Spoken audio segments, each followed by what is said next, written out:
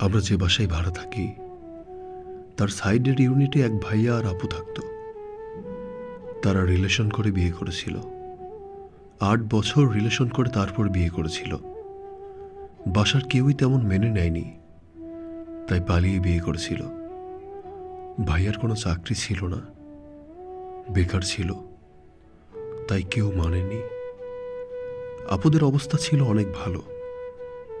বিয়ের পর দুইজনই পরিবার ছেড়ে চলে এসে এখানে ভাড়া বাসায় থাকতে শুরু করে।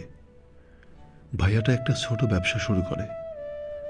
আপুর টিউশনি করে জমানো কিছু টাকা ছিল, সেটা দিয়েই ব্যবসাটা দাঁড় করাই। তাদের বিয়ের পর প্রথম বাচ্চা হওয়ার খবর শুনে আমি নিজে দেখেছি। ভাইয়া আপুকে কিছুই করতে দিত না, সব কাজ নিজে করত।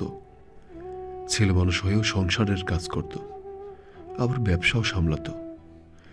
একটা ছেলে কতটা ভালোবাসতে পারে নিজের চোখে না দেখলে বিশ্বাসই করতাম না। আপু আমাকে খুব ভালোবাসতো, তাই সব কিছু শেয়ার করত। আমাদের ভিতরে খুব ভালো একটা সম্পর্ক তৈরি হয়। আপু শুধু বলতো, আমার আপন মানুষ থাকতেও আমার কেউ নেই, তুমি আমার ছোট বোনের মতো। আপু ছিল খুব ভালো আর ভদ্র মানুষ। এরপর শুনি আপুর বাচ্চাটা মারা গেছে। শুনে খুব খারাপ লেগেছিল। তার কয়েক মাস পর আবার শুনি আপু আবার মা হবে। আপু খুশি, ভাইয়াও খুশি। তাদের ভালোবাসা দেখতেও খুব ভালো লাগতো। আপুর ভরা পেট নিয়ে 9 মাস কেটে যায়। এমন সময় আমি কিছুদিনের জন্য বাড়ি যাই। আপুর সাথে মাঝে মাঝে কলে কথা হতো। কয়েকদিন আগে আমি কল দেই, নাম্বার বন্ধ। ভাবলাম হয়তো বেবি হয়েছে, তাই বেবি নিয়ে বিজি, সেভাবে গুরুত্ব দেইনি। কাল বাসায় এসে শুনি আপু বাচ্চা হওয়ার সময় মারা গেছেন,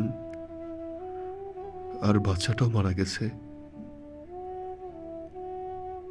শুনে আমি পুরো হতবাক হয়ে যাই। চোখে দিয়ে নিজে নিজেই পানি পড়তে থাকে। আমি তাদের রুমে গিয়ে দেখি ভাইয়ার মা বাবা, আপুর মা বাবা সবাই কান্না করছে। বলছে মেয়েটার সাথে শেষবার একটু কথা বলতে পারলাম না, এমন করে অভিমান করে চলে গেল। ভাই আমাকে দেখে হাউমাউ করে কান্না করছিল। আমার ভেতরটা ভেঙে যাচ্ছিল। শুধু এটাই সবচেয়ে খারাপ লাগছিল, শেষ দেখাটাও দেখতে পারলাম না।